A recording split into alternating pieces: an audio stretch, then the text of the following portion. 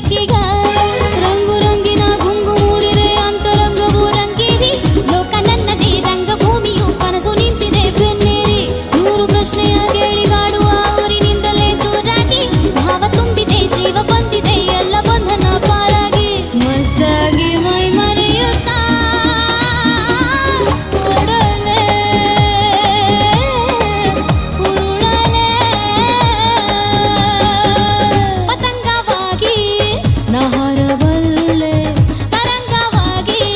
ನಾ ತೇಲಬಲ್ಲೆ